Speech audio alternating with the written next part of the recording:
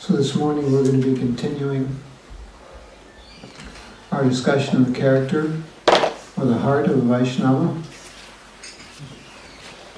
And thus far we've looked at various qualities that are based in Bhagavad Gita. We talked about choice, how that's an inherent part of the soul, affection, which is necessary to sustain our lives,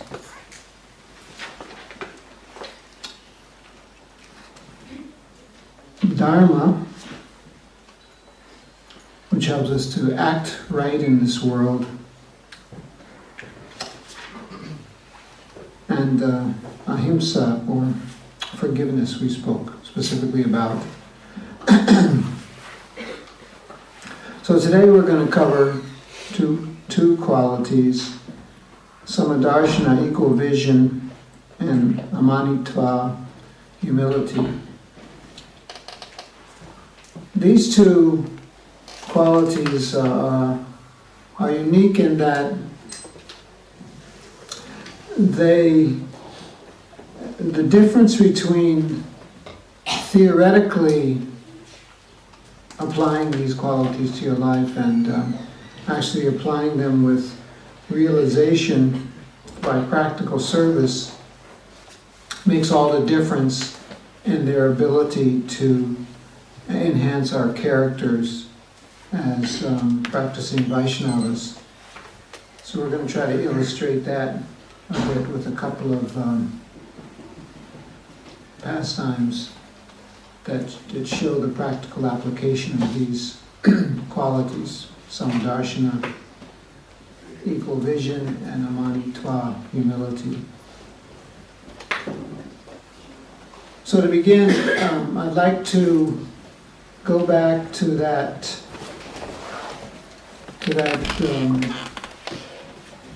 demonstration group participation exercise we started with at the beginning.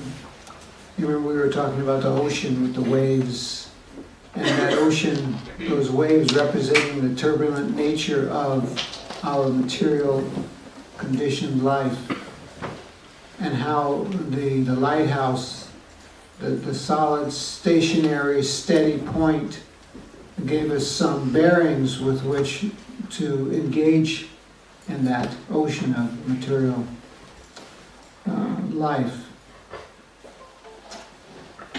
But if we look at this samadarshana,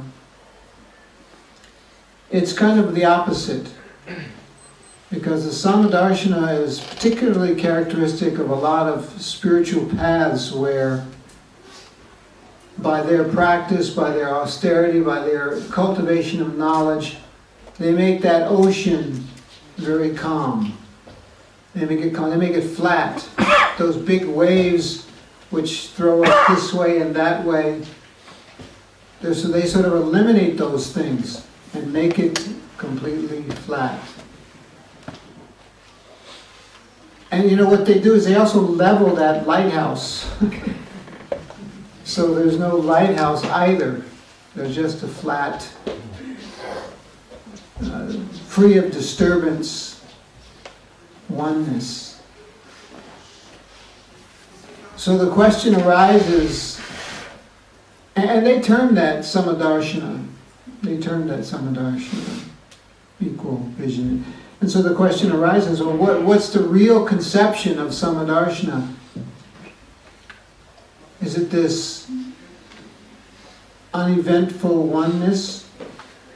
Or rather, is it a way to see oneness in the turbulent ocean? And thus, it's actually a beacon, a lighthouse, a steady point, a guiding point for us. So this difference has been discussed by His Holiness Srila Ramaswamy Maharaj. He has a new book that he's just recently published called Sadhavo Hridayam Mayam, Saints of My Heart. It's a nice short book. And it describes a conversation based on the commentaries of the Acharyas on the Srimad Bhagavatam. Maharaj has written about the conversation between Durvasa Muni and Lord Vishnu when Durvasa Muni went to take shelter of Lord Vishnu. You know the story, I'll just mention it briefly, how Maharaj Ambarish was fasting, but he received the guest Durvasa Muni. I don't know if I mentioned it, because I know I mentioned Durvasa Muni before, but someone gave a rather humorous translation of the name of Durvasa Muni. Dura means hard or difficult, and Vasa means living place. So Durvasa Muni means he's hard to live with. So he came and received as the guest of Maharaj Ambarish, and Maharaj Ambarish was fasting. Durvasa Muni went to take his bath. The time for the fast, breaking the fast, was coming. What to do? Maharaj Ambarish consulted the Brahmanas, drink water. It's neither breaking the fast or breaking the fast or what? Not breaking the fast. Okay. So he sipped water. Durvasa Muni found out about it. He came back. He was angry. I'm your guest. How could you do this? And he cursed him and created a fiery demon. And Lord Vishnu Sudarshan Chakra came, killed the demon, and started chasing Durvasa all over the universe. And Durvasa was trying to seek shelter somewhere. So finally he went to Vaikuntha and tried to seek shelter from Lord Vishnu. And then this conversation took place. And at one point in the conversation, Lord Vishnu and Durvasa discussed this quality of Samadarshana.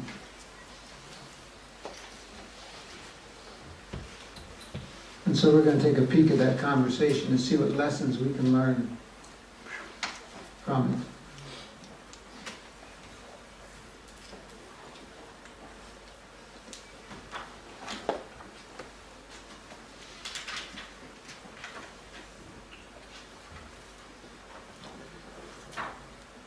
Okay. So basically, we'll pick up the conversation where Lord Vishnu is instructing Durvasa about what it means to see all living entities equally. And he challenged Durvasa that he was not a Samadarshini. Now Durvasa Muni, he's a very accomplished sage. Let's not try to diminish him in any way. Very accomplished. He could travel the universe. He traveled to Vaikuntha Loka to see Lord Vishnu. He was there with Lord Vishnu. So obviously he was accomplished. But Lord Vishnu challenged that he didn't have Samadarshana. So what was the Samadarshana was he talking about? O Lord, do you not think that I have such vision? No. But surely knowledge of the soul's presence in all living entities constitutes Samadarshana. It is a partial reflection of the real Samadarshana. Seeing everyone equally is only possible when in all creatures one sees me along with the individual soul. But impersonalists like you never develop awareness of me, so how could you be a real Samadarshini? If you were, then you would not conduct yourself in the way that, if you were, then you would conduct yourself in the way real Samadarshinis do. And here's the point that Lord Vishnu is going to make to Durvasa that's relevant to us. How do real Samadarshinis conduct themselves? What is the character of a Vaishnava that is Samadarshi, that sees with equal vision? So Durvasa says, what is that conduct, O Lord? One with true vision of equality sees others' happiness and distress as his own. In other words, a truly liberated soul has full empathy for others. Now that's kind of different, isn't it? Rather than making it all zero, making it all one, withdrawing from the world, a real Samadarshini is one who is full of empathy for others. That's the basis of his or her equal vision. Not making it one and withdrawing from the world. We recall Maharaj's class where he was saying how as long as one has desire for material nature or desire to become one, either one of those things, if that's in your heart, then you can't get love of God. It's not available. You have to get rid of both of those things. So this idea of the impersonal conception of oneness as a way to be relieved from the material miseries of this ocean is false. You can't make that ocean flat. You can't get rid of the lighthouse and make it all one. Because as spirit souls, we're persons, and that temporary, illusory state of oneness cannot endure. So Lord Vishnu continues making his point to Durvasa Muni. He says to him, tell me, O sage, would you like to be killed for taking a sip of water? That's exactly what Durvasa Muni sentenced Ambarish Maharaj to. So Durvasa Muni's answer to Lord Vishnu, humbly, no. Then why sentence Ambarish Maharaj to such a fate? Durvasa was silent. The Lord replied, I will tell you why, because you do not see his distress as your own. Rather, you are concerned only with your own happiness. That is why I say you are not a Samadarshini. So Samadarshini, equal vision, is not meant to gratify us. Real Samadarshi is concerned for the happiness of all living beings. And as we've tried to illustrate over the last several days, that is the character of a Vaishnava. We talk about compassion, how to give others Krishna consciousness, to relieve their suffering in that way. We talk about affection, we want to express affection. Who do we express affection to, and how do we do that? To the Vaishnavas, certainly we express affection. But we express affection to all living entities by working for their benefit. This is a real Samadarshi. And if we don't have this concern for others' happiness and try to focus on ourselves, then we can't be really said to have equal vision. So Lord Vishnu continues, listen, Dravasa, when pure devotion awakens in you, then like King Ambarish, you will not only conquer the relativities of cold and heat, happiness and distress, hunger and thirst. Those dualities are what those that are interested in Samadarshana seek to conquer by making them one, eliminate this duality of this material world. But Lord Vishnu says otherwise, when pure devotion awakens in you, then like King Ambarish, you will not only conquer the relativities of cold and heat, happiness and distress, hunger and thirst, but you will be eager to awaken pure devotion in others. When you have attained such equal vision, then you will be steady on the spiritual platform from which you will gain increasing attachment to me. Quite a different conception than we might think, sort of ordinarily of what equal vision means. Equal vision means working for the welfare of everyone in society. So I thought that was rather instructive when we talk about Samadarshana. If we look at, can you go to the earlier slide right before that? There's a definition that we wanted to read. Yeah. The Gita's idea of equal vision speaks to equality among all living beings, where life is recognized and respected regardless of race, gender, caste, or creed, and species. The energy of life that animates material bodies is regarded as a separate, non-material energy, a spiritual energy. Thus Krishna says that the wise see a saint, a laborer, a dog, and an elephant with equal vision and understand how to be fair and impartial to each. How to be fair and impartial to each. How to give Krishna consciousness to each.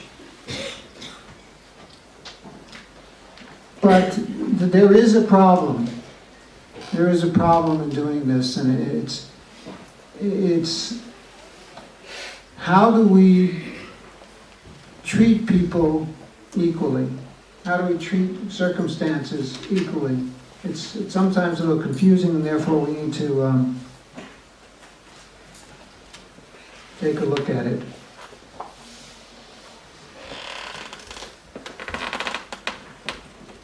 So let me ask you a question. Now, we're looking at equal vision and respect. Respect for all living entities is what we want to try to focus on, because how to respect differently situated living entities and yet remain equal in our vision to them is the challenge.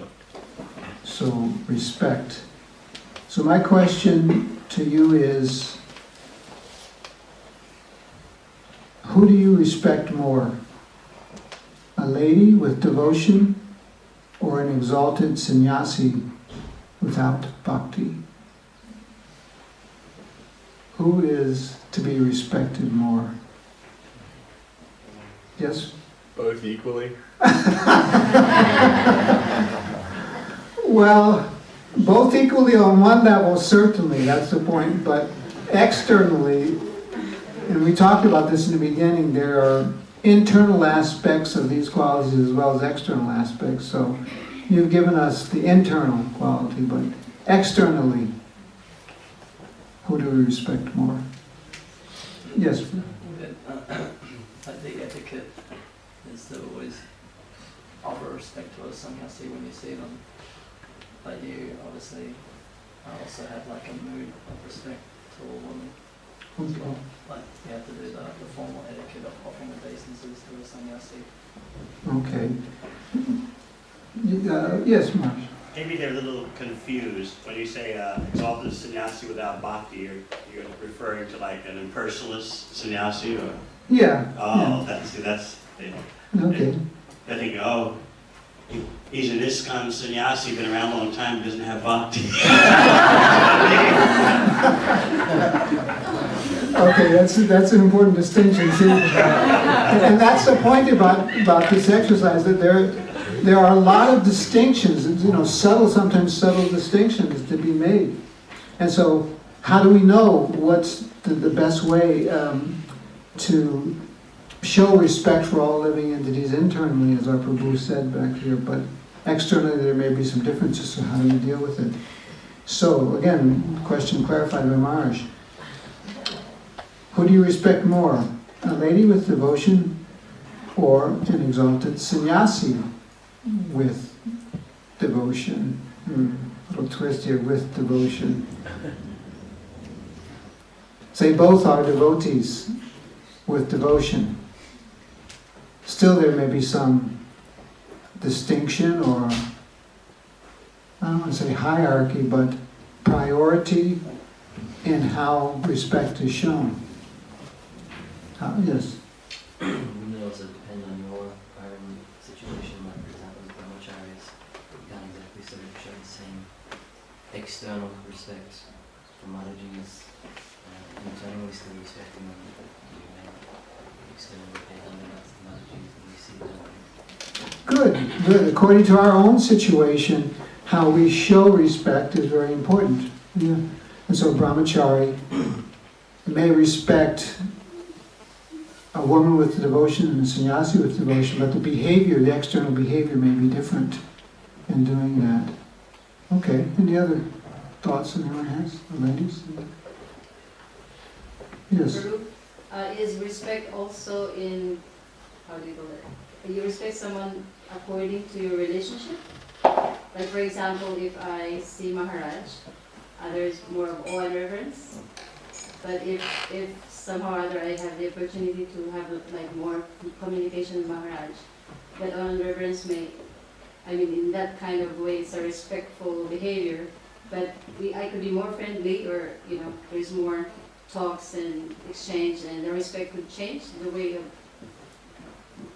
in their relationship. Like for example, I'm a mother to my children and they respect me in a certain way, and then my student in school also respect me in a different way. Right, yeah.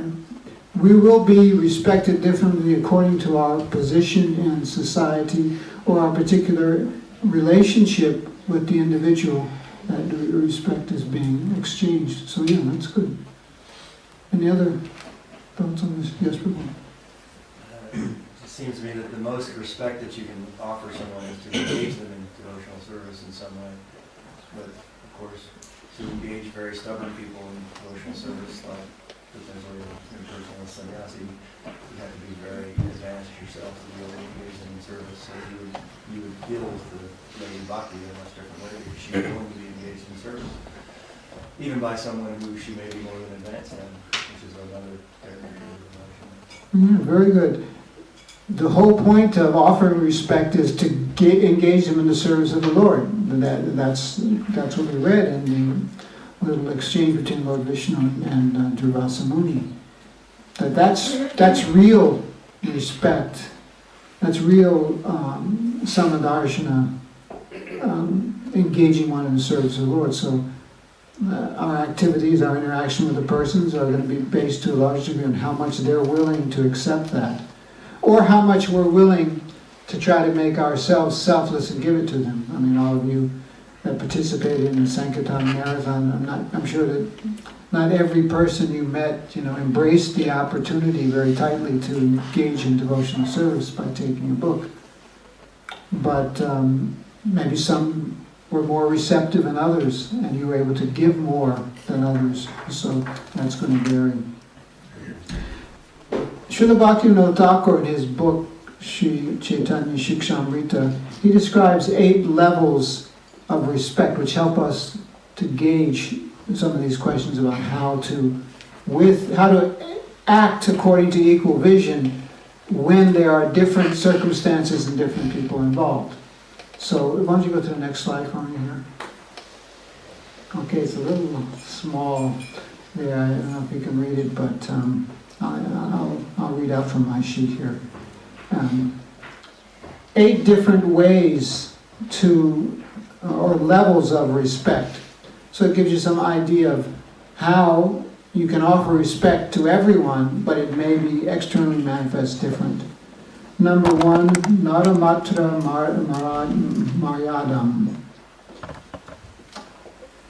Even every human being is rare and deserves respect. So there should be a level of respect that we offer to every human being, just by the fact that they are in a human form of life.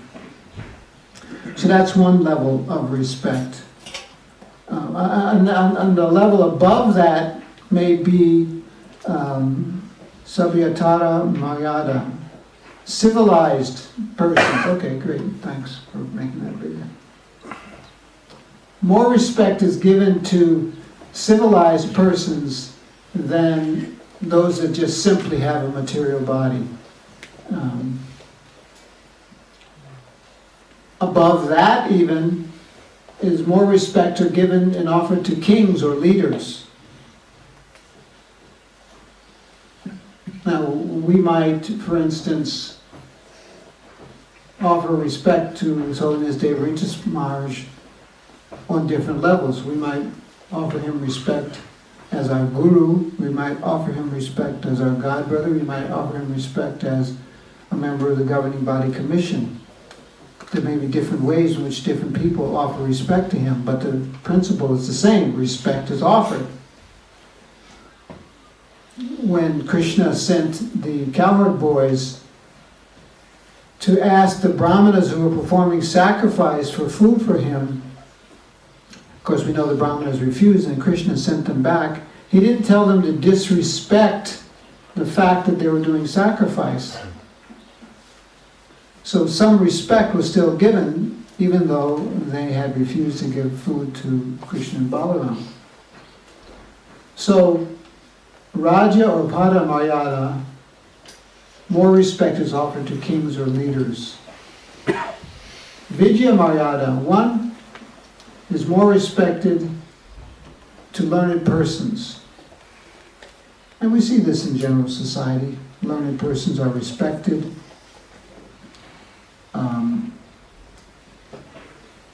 And so on a level of how we function, learned persons are given more respect than even the king or the leaders. The brahmanas are respected.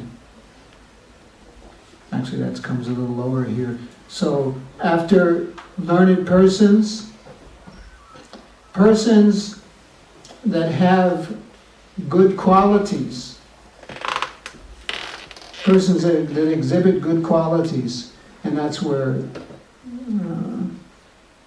okay, to persons who possess good qualities, yeah.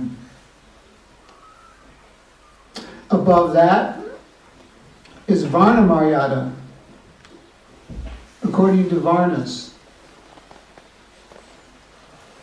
Above that is Ashram Maryada, according to Ashram.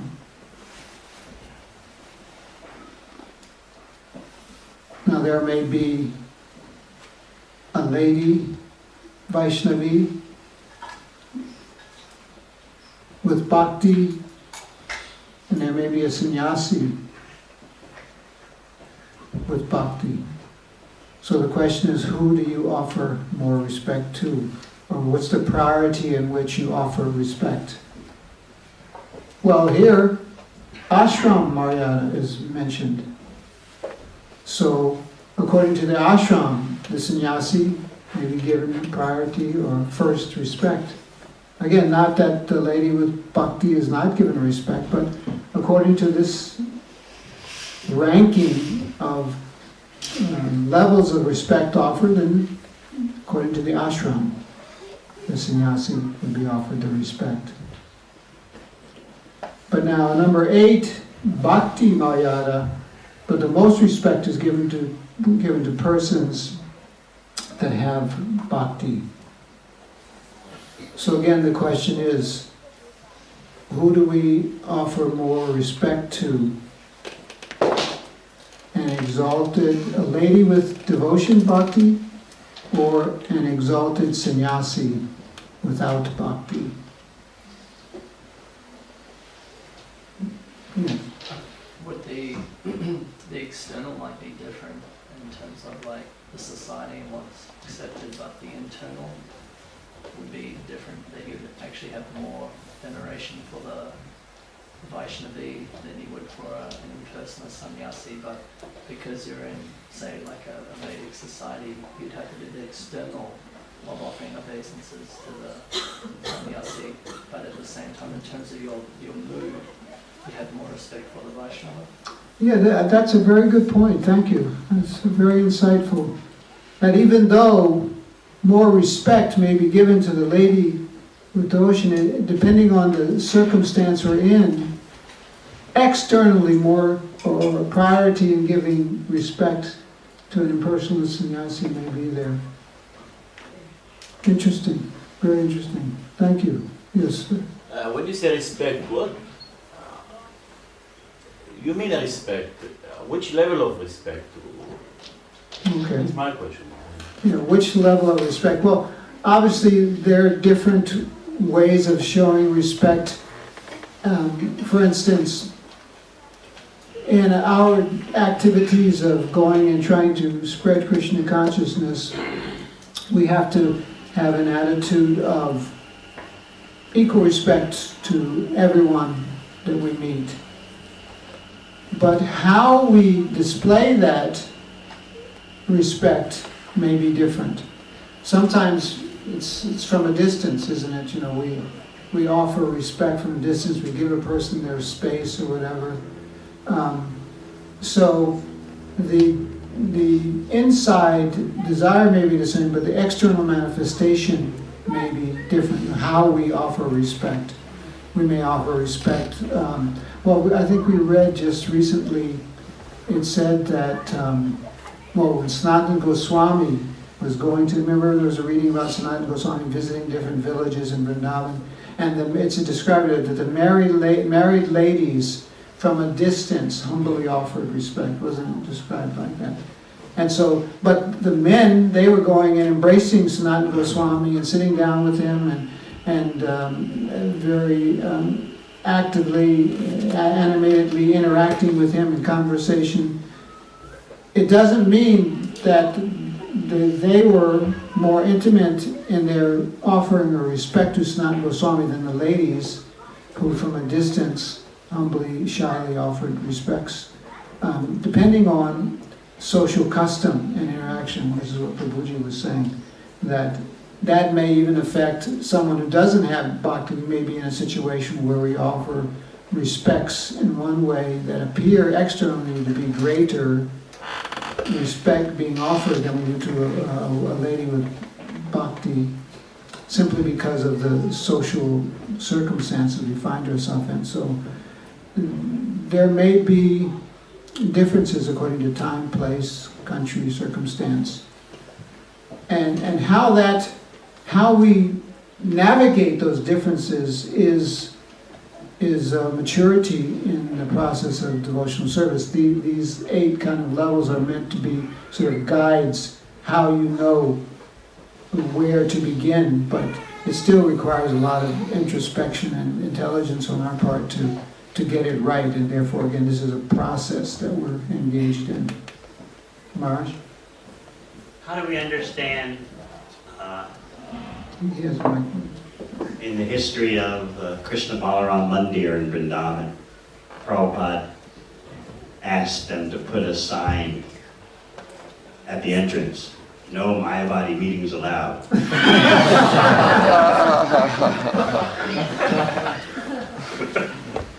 Well, you bring up Krishna Balaram Mandir, and that brings up several interesting things in this regard. No Mayavadi meetings allowed strong Vaishnava, Sima Guru, taking a strong stand, what this place is and what it stands for. And Mayavadis, we draw the line of Mayavadis. I don't think we draw the line that we don't respect them, but we certainly don't interact with them and embrace them and invite them in ways in which we do Vaishnavas.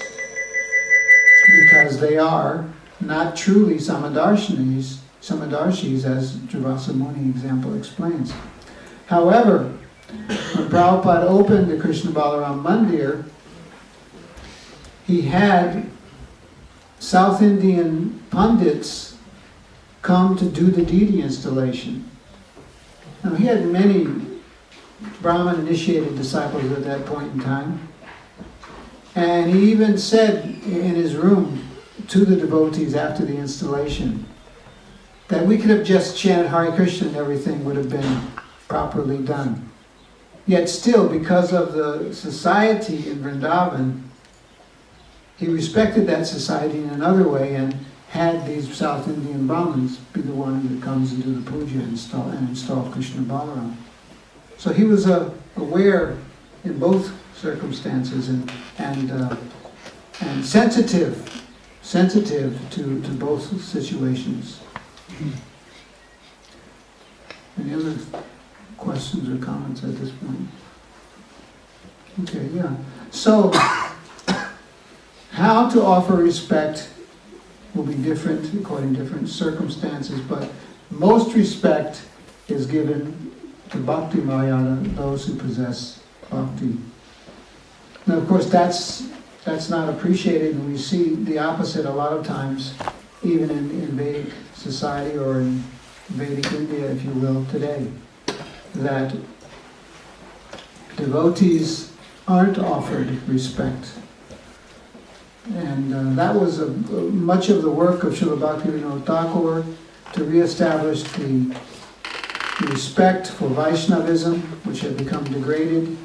As Srila Bhaktivinoda Thakur himself said, that at a certain time during the 1800s, no respectable man would want to be considered to be a Vaishnava, because Vaishnavism had such a bad reputation. So he worked hard to reestablish that. And Srila Bhaktisiddhanta Saraswati Thakur, he introduced principles from the Varnashram system, such as sannyas and other external changes with the view to reestablishing the respect of Vaishnavism. So, respectability, something we need to keep in mind and work on. Just one other thing in this regard, before we go to the second quality that we wanted to discuss today. The issue comes up often in managing our temples and managing our activities of spreading Krishna consciousness, of how to correct others. We may have to correct others, other devotees engaged in service. We have responsibilities. So how to correct others without losing an attitude of samadarshana, working for their benefit. And so Prabhupada gave some letters in this regard, and Bhakti True Swami, in his Vaishnava etiquette course, has mentioned some things which help in this regard that I just want to share with you. So in the letter 1972 that Srila Prabhupada wrote to Hansaduta, devotee means he is able to tolerate all kinds of discomfort and whims of the material nature. Because he is too much absorbed in serving Krishna, he takes no time to become angry or take offense with others or find out some fault. No, devotee means liberal and kind to everyone, always gentleman under all kinds of conditions of life. So perfect ladies and gentlemen, we talked about as being an objective here. So in correcting others, that is important. So that there are, let's see, 1, 2, 3, 4 or so guidelines. 1, there's a difference between criticism and correction. The devotee realizes that criticizing a Vaishnava pollutes the heart and impedes spiritual advancement. To correct a devotee, one must be 1, non-envious, 2, desirous to practically assist the devotee in his Krishna consciousness, 3, in a position spiritually and managerially which justifies or necessitates such intervention, or be personally requested by the devotee to help him in his difficulty. So just because you're Samadarshana doesn't mean that you can't instruct others or correct them. Again, that's sort of a misunderstanding, impersonal, artificially flattening out the ocean and not dealing with the realities of distinctions of situations and people. But how we deal with them should be according to an etiquette that is based on respect, as described in these 3 things. Methods of correction. Correction by personal example and association is probably the best way to correct someone. Another way is to guide the devotee to the shelter of a more advanced devotee. And a point of etiquette, a junior devotee should not personally attempt to correct another devotee. He should reveal his heart to a senior devotee whom he feels at ease with and seek his assistance and advice in adjusting the situation. If there is some sincere and honest criticism offered, we should be grateful, not upset. We should react negatively to well-intentioned correction is to manifest false ego. An advanced Vaishnava will see each and every correction offered as the mercy of Lord Chaitanya Mahaprabhu.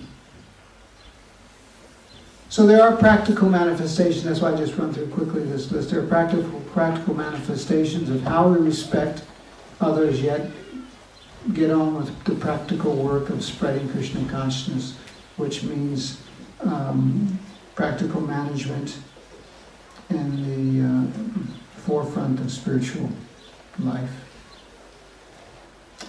So, are there any questions at this point? Yes, Prabhu. Just a question regarding correcting. You mentioned at the end about a false ego.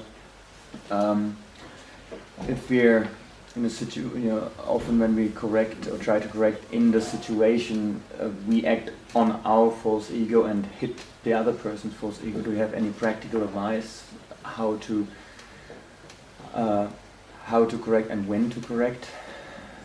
Sometimes we just have to let it go, maybe at that time what's going wrong because the situation is not really proper. Yeah, there's so many variables in this. I think that a simple way to approach it is to always try to understand our own motives. Remember, that's one of the objectives we started out trying to study these different qualities, to understand our own motives.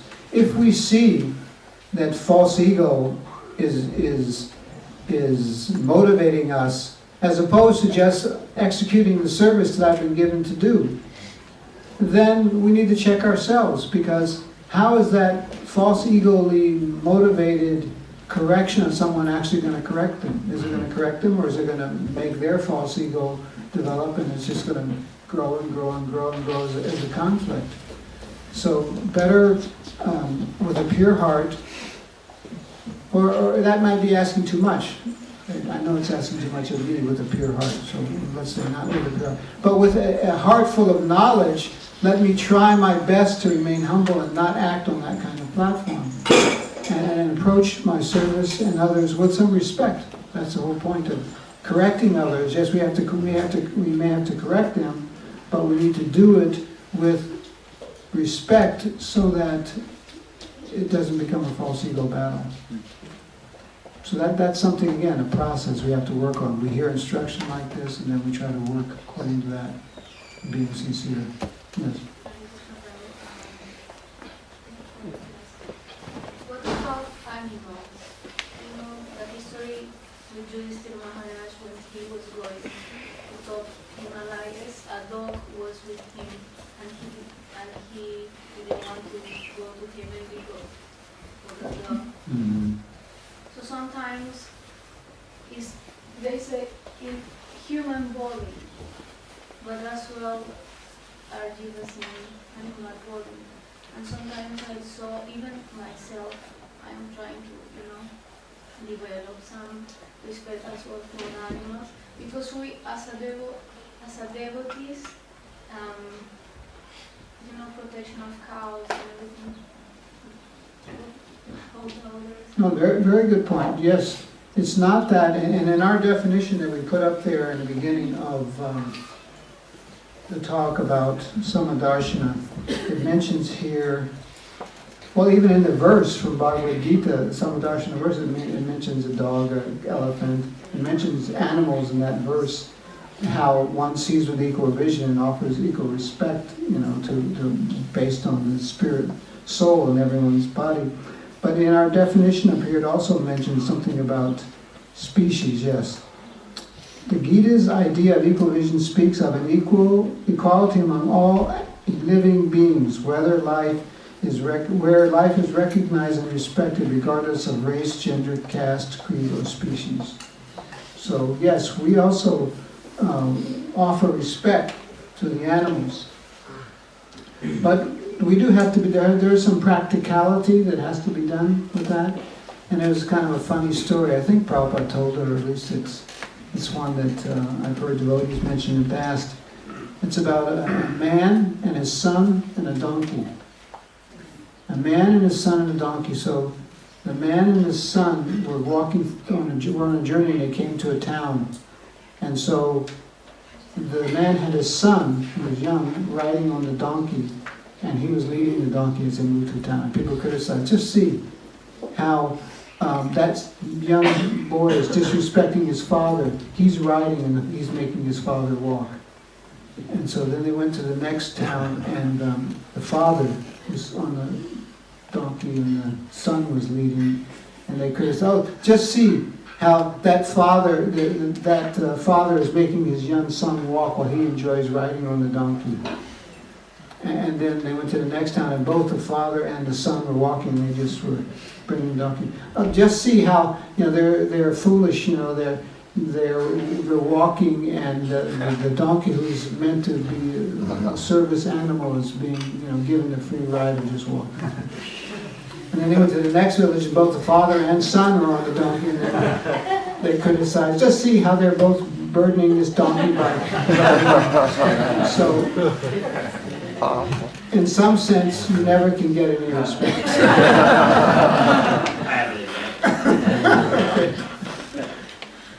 I was at a ISKCON rural farm project, and in order to get from where I was staying to the temple for a program, it was a drive.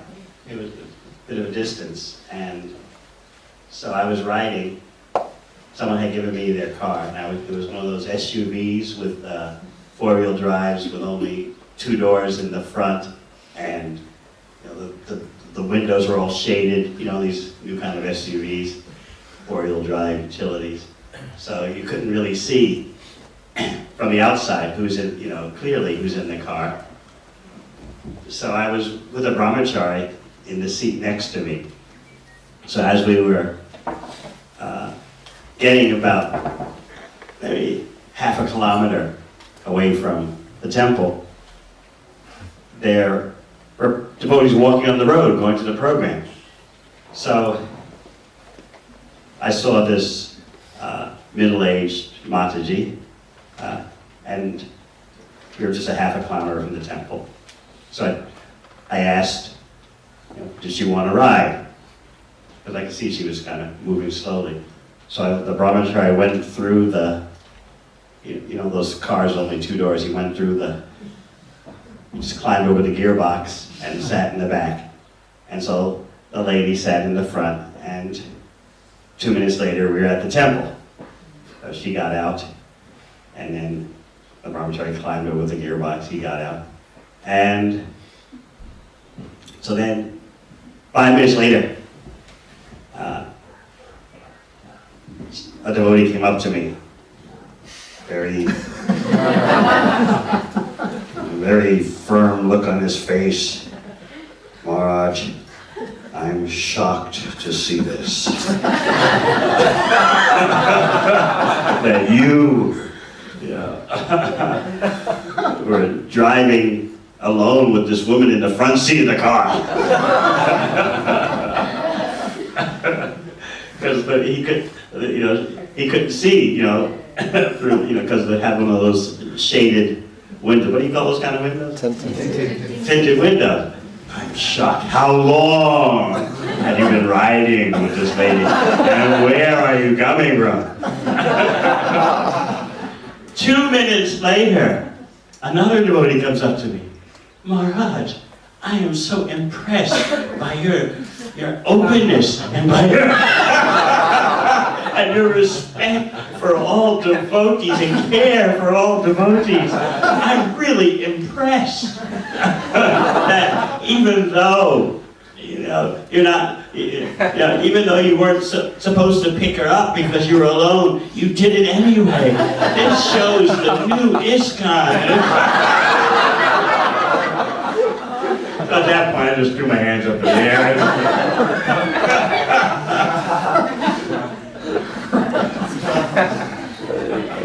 Yeah, we can't get any respect. But the point is, yes, we should respect the animals, and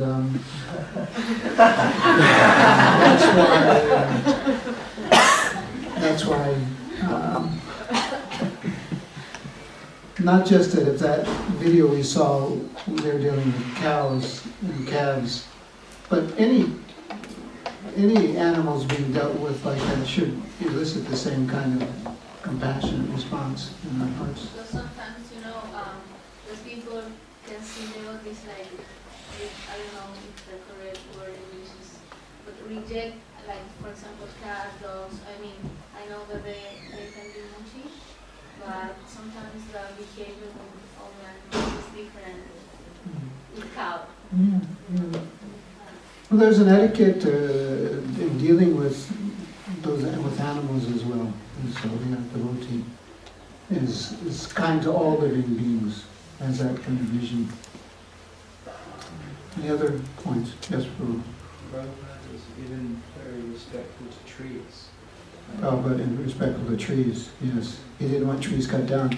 In Dallas, they have 2 buildings, and in between the 2 buildings there's a courtyard. There was a tree up there, a big tree, and had been there, big tree.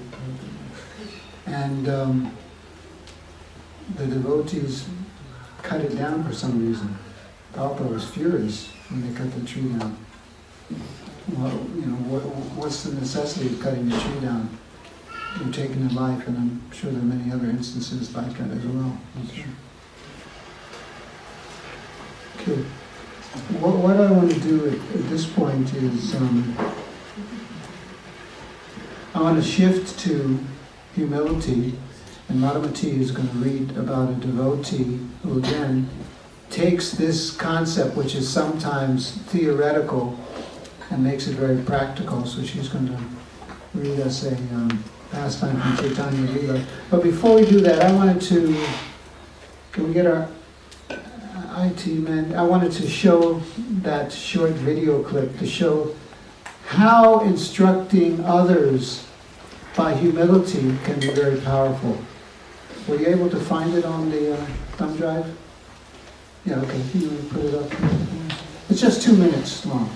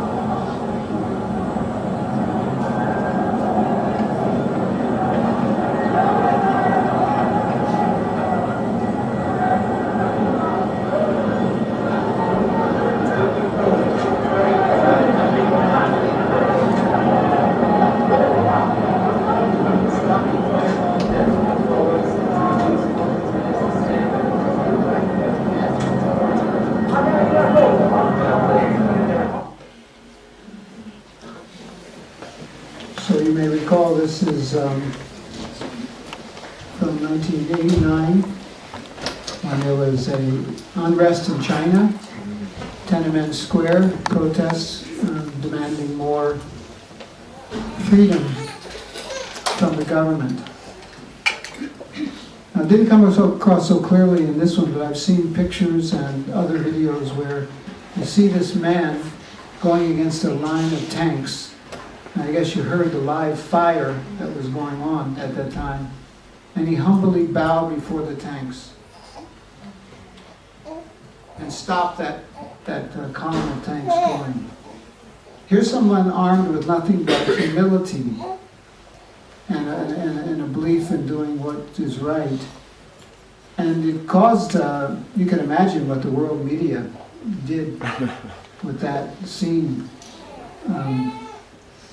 All the power of the Chinese government symbolized by a row of tanks. And what can stand against that? The same kind of things we've been talking about. The qualities of a Vaishnava can stand against all the waves that material nature throws at us. And humility is probably the most attractive of all of these things. You want to go to the definition of humility up here? I have it, it's the next slide. Maybe it's a slide before that one. I think you might have to search a bit for it. Go down in the slides. Go ahead, go down again. One more. That's the last. Okay, well maybe it's above. I have it anyway, I'll read it. The Gita begins and ends with humility, a virtue which is seen in behavior but which rests on understanding. Arjuna asks for help and Krishna leaves choice to him. Humility is a defining characteristic of their relationship. The Gita's humility is dependent on our vision of what is real, on who we are, and on what we consider the goal of life. And this is the point. It is the most attractive quality we can possess. So we talked about important, powerful, other qualities, but the one that's most attractive is humility. And if we display that, then I think that we can show the world, just like that one man showed the world, that you can stand up to a big, powerful government, you can stand up to anything material nature can offer just by possessing these qualities. So to illustrate this a little further, we're going to have Madhumati read short pastime that illustrates the practical exhibition of humility in one's life.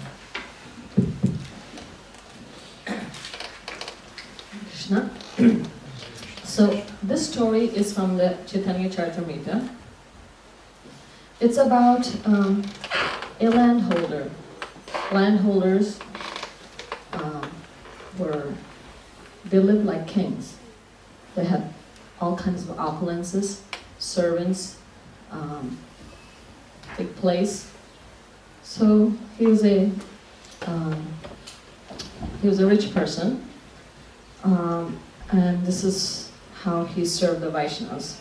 So there's a story. First we'll tell a story a little bit behind his background, and then what happened to him. Subhuti Rai had been a big landholder in Goda Desh. Sayyada Hussain Khan was then a servant of Subhuti Rai.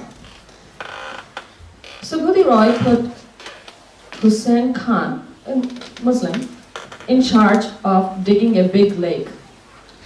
But once, finding fault with him, he struck him with a whip.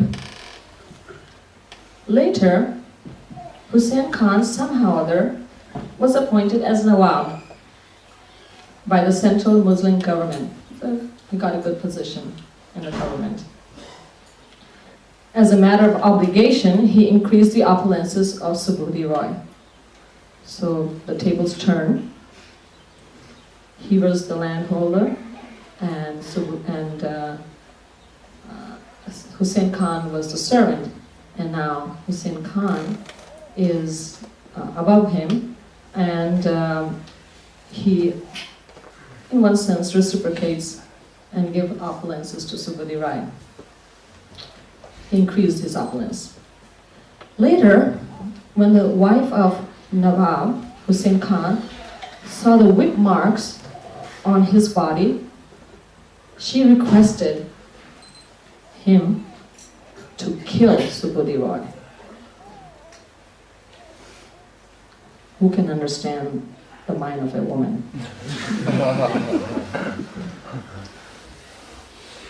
Hussein Khan replied, Subhuti Roy has maintained me very carefully. He was just like a father to me. Now you're asking me to kill him? This is not a very good proposal. As a last alternative, the wife suggested that the Nawab take Subhuti Roy's caste and turn him into a Muslim. But Hussein Khan replied that if he did this, Subhuti Roy would not live, because turning from a Hindu to a Muslim was, in one sense, worse than death. This became a perplexing problem for him, because his wife kept requesting him to kill Subhuti Roy.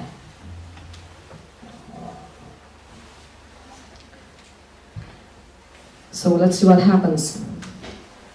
Who wins? Who do you think won? The wife or the husband? The wife. Taking the Nawab's sprinkling water upon him as an opportunity, Subhuti Roy. Now finally the Nawab sprinkled a little water on Subhuti Roy's head from a picture that had been used by a Muslim. So taking the Nawab sprinkling water upon him as an opportunity, Subhuti Roy left his family and business affairs and went to Varanasi. Prabhupada tells in the purport that Subhuti Roy was at the stage of his life that he was planning to leave family life anyway. So he was in the third order of his life, so he thought this is a good opportunity. So when Subhuti Roy consulted, so he went to Varanasi. So when he consulted the learned Brahmins at Varanasi, asking them how his conversion to Islam could be counteracted, they advised him to drink hot ghee and give up his life. When Subhuti Roy consulted some other Brahmins, they told him that he had not committed a grievous fault and that consequently he should not drink hot ghee.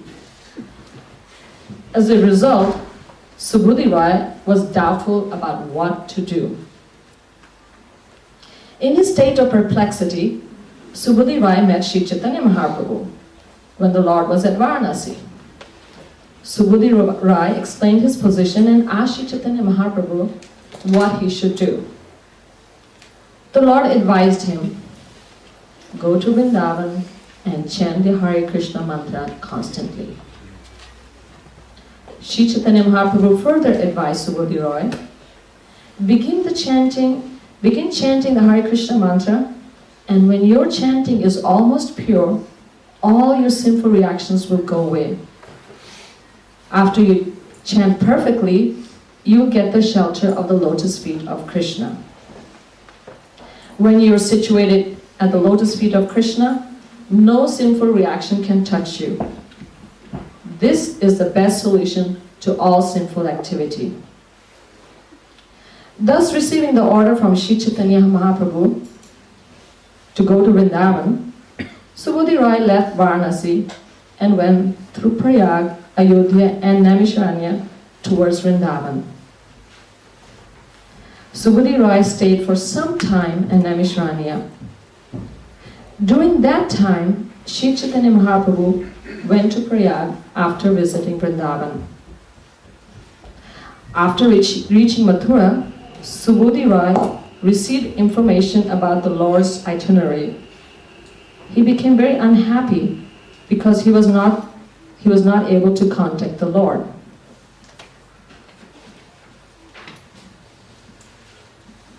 So this is what Subodhi Roy did once he got to Vrindavan. Listen to this carefully. Think about what his background was, and now what he is doing after he started chanting the Hare Krishna mantra. Subodhi Roy would collect dry wood in the forest and take it to the city of Mathura to sell. For each load, he would receive 5 or 6 paisa. Earning his livelihood by selling dry wood, Subodhi Roy would live on only 1 paisa's worth of fried chickpeas. And he would deposit whatever other paisa he had with some merchant.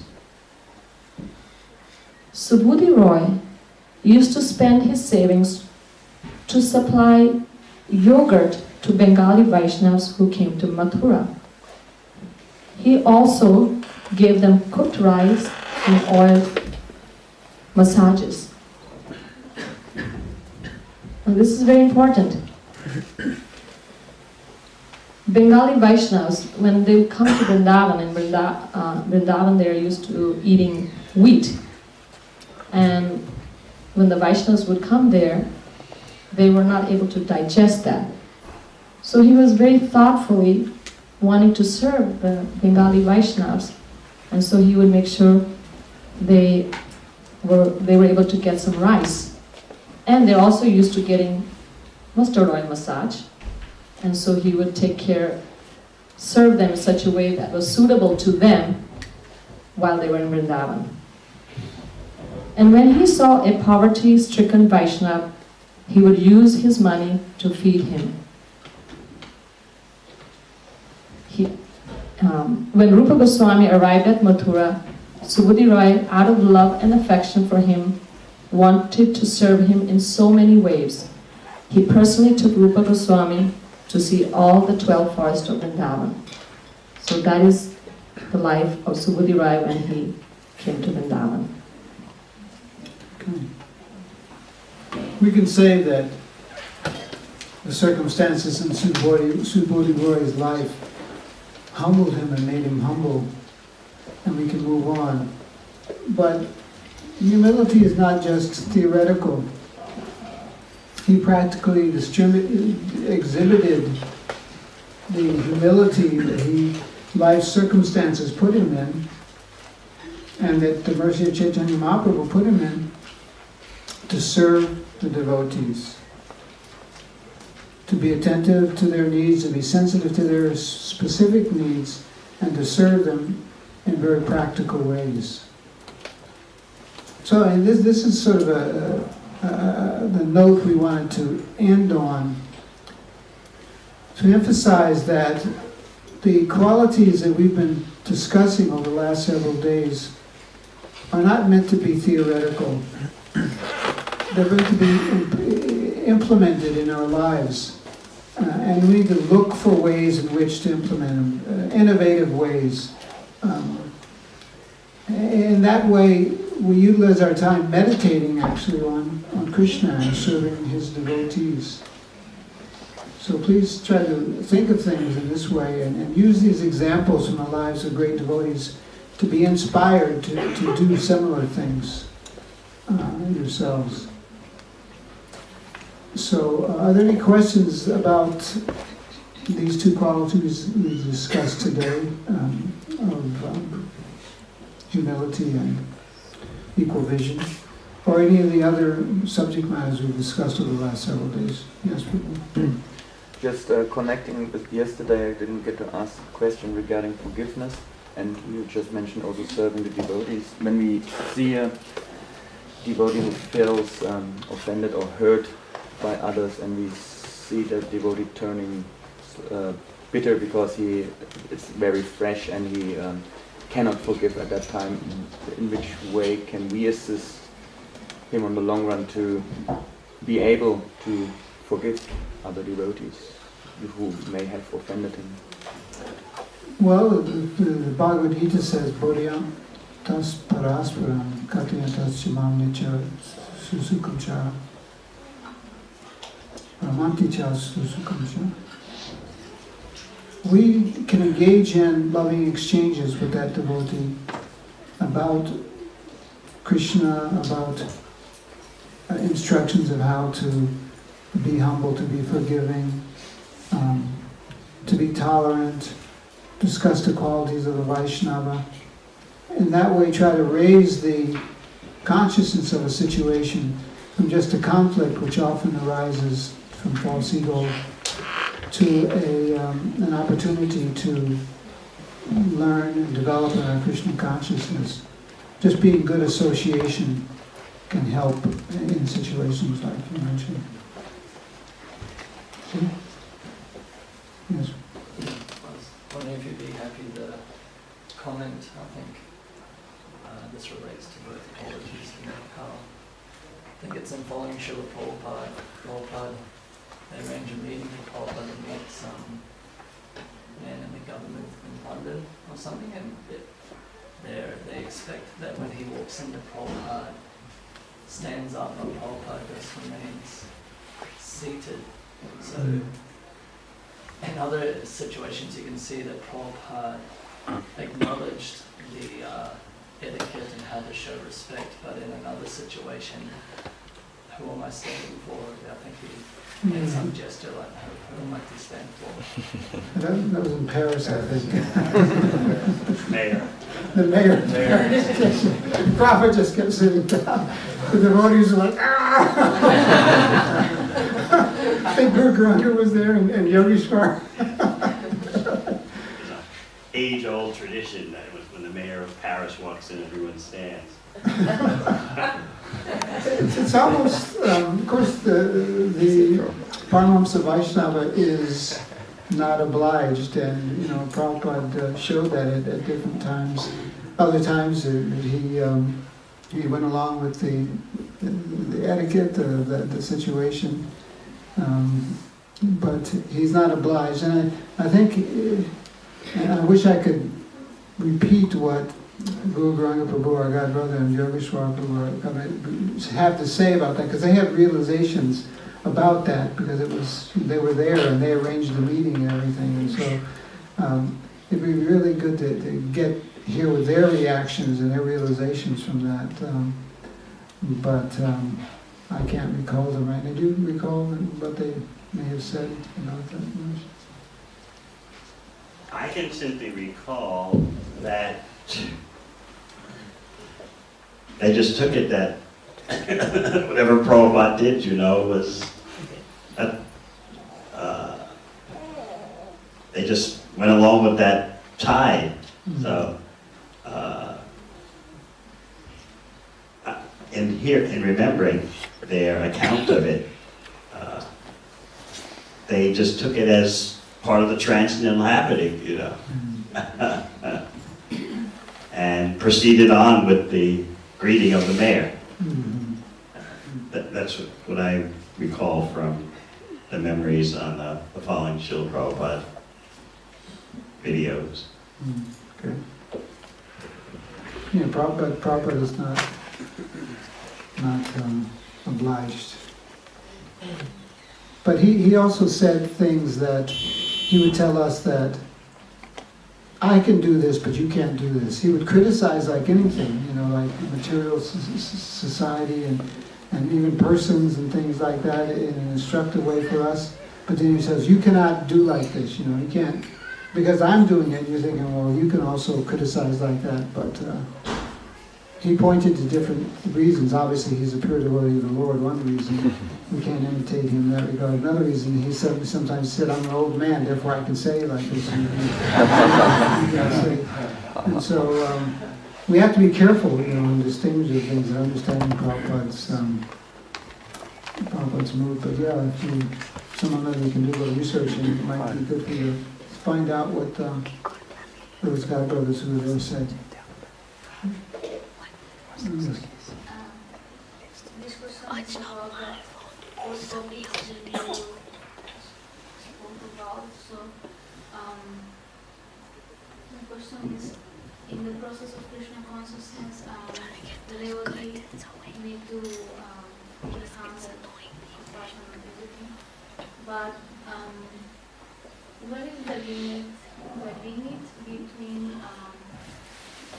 to have all these, or trying to have all these qualities and like a real, I don't know how to say that, but real life, because sometimes it's like we try to develop all these qualities, and sometimes we can damage ourselves because we are not in that level. So sometimes it's like at a certain point in your life, sometimes you need to say, "Hey, Mataji, or stop," because we choose spiritual life because in some way we thought that we deserve better for us.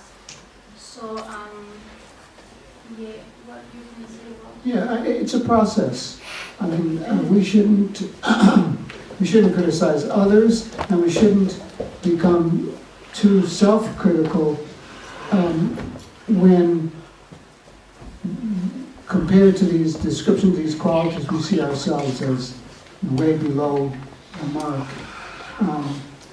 As long as we're trying to improve our life, trying to develop these qualities by chanting Hare Krishna, associating with devotees, doing service, and then in one sense, we can't be criticized if we're not exhibiting them completely.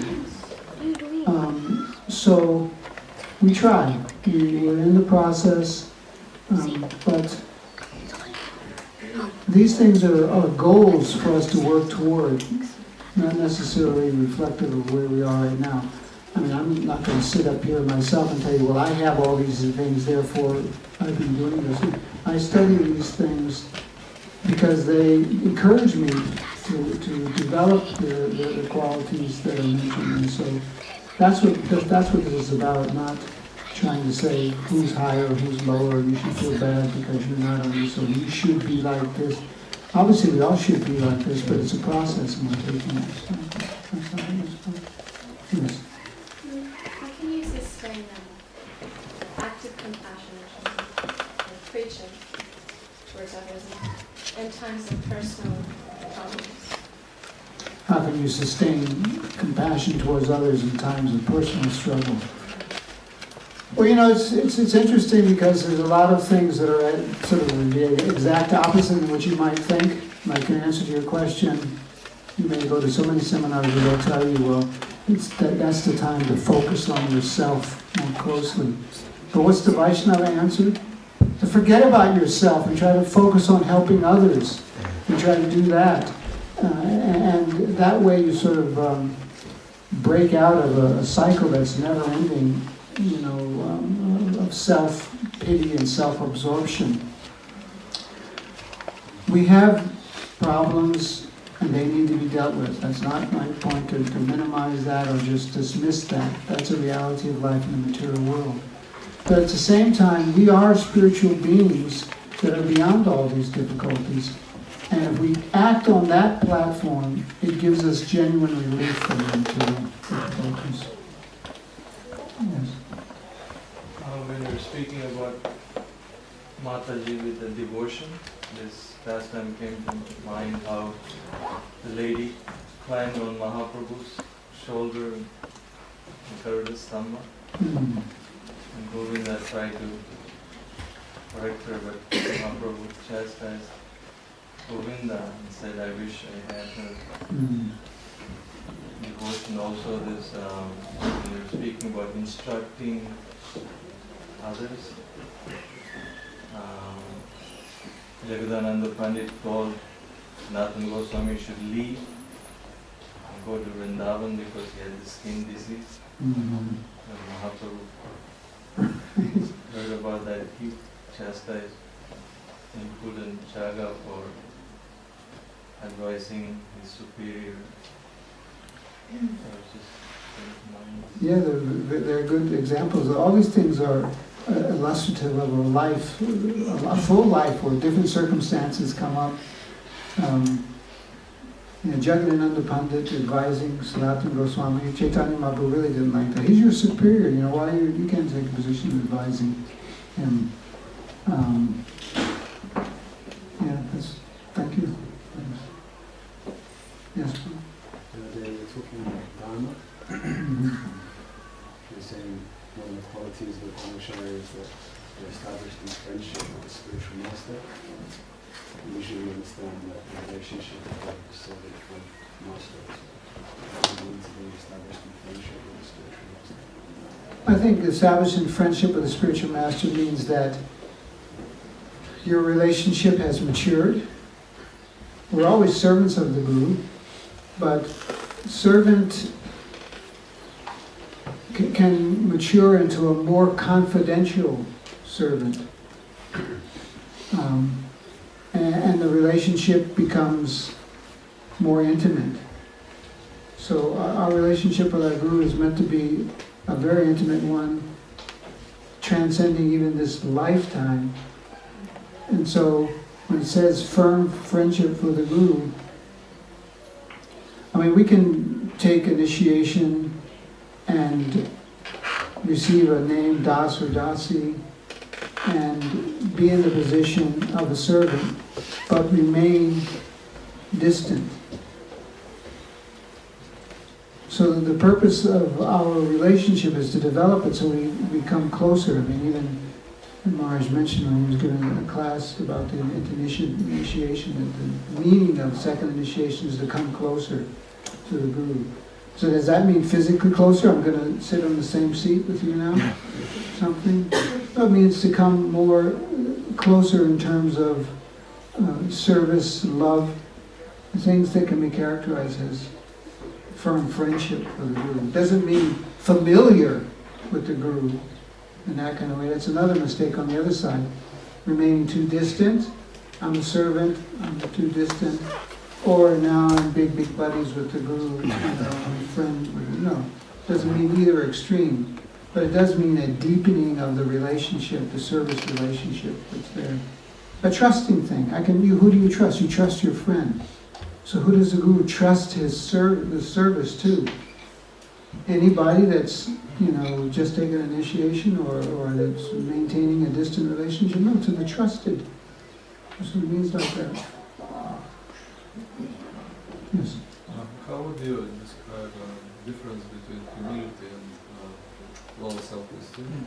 The difference between humility and low self-esteem. I'd like to turn to psychologist.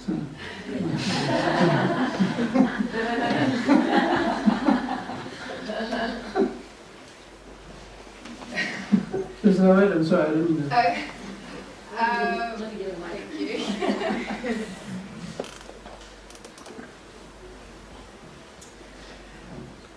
Well, I guess realistically it correlates with how you approach your service.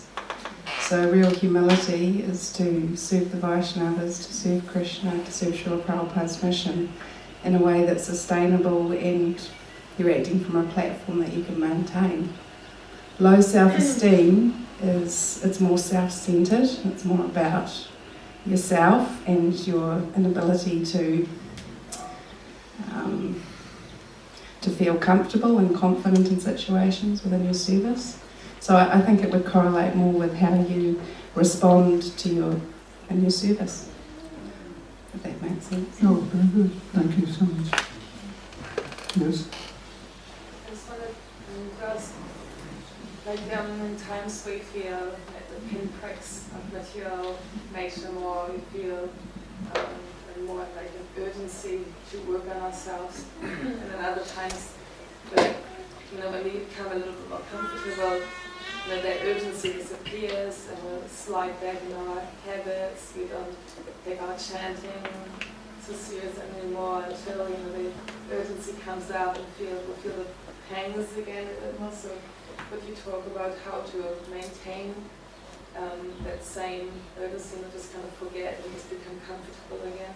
Mm-hmm.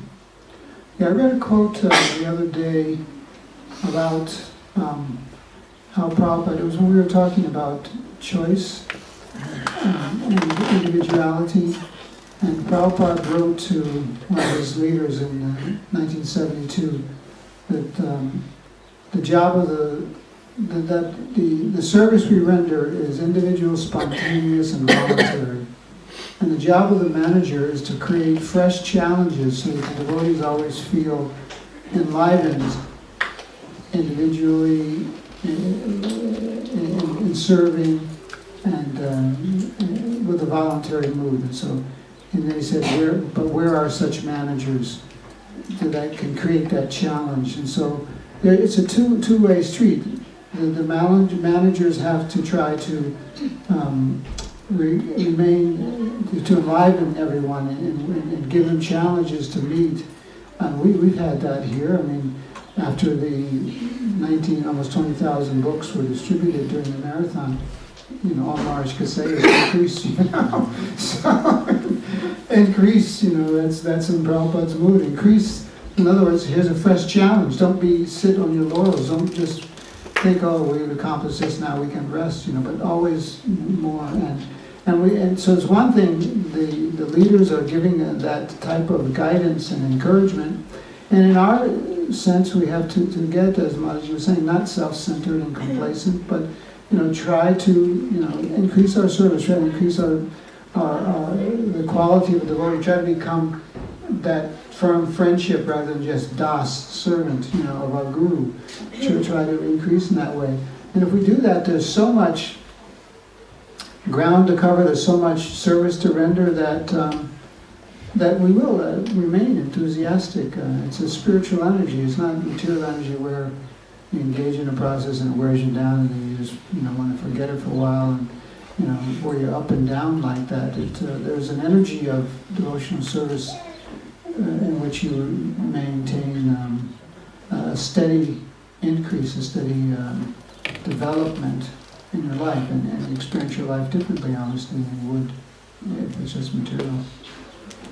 So we have to strive for that, and as I said, it's a combination. Our desire and putting ourselves in good association where leaders and other devotees can inspire us and we can try to meet the challenges. Anything? Yes? Because humility is such an important quality of Vaishnava, and like with our chanting, sometimes obviously we chant for a long time of duty or responsibility. Is there some practices or ways practically that we can develop more humility, initially artificially, so that we can actually rise to a level where it's more natural? Yeah, my experience in that regard is that based on my own faults and lack of devotion, there are many circumstances that are presented to make me humble. I don't know if I want to go out looking for more than I get in But we have to be able to see that and not think that this is just such and such Prabhu giving me a hard time, or that somehow another, if I had adjusted the material energy in another way, I wouldn't have faced this kind of situation. We have to see, well, Krishna is directly interacting with me in my life in ways in which to make me humble.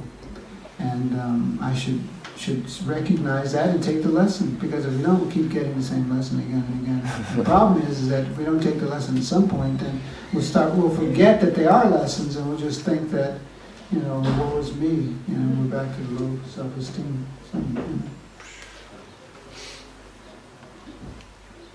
It's past 9:30, probably. Thank you, Hare Krishna. Hare Krishna.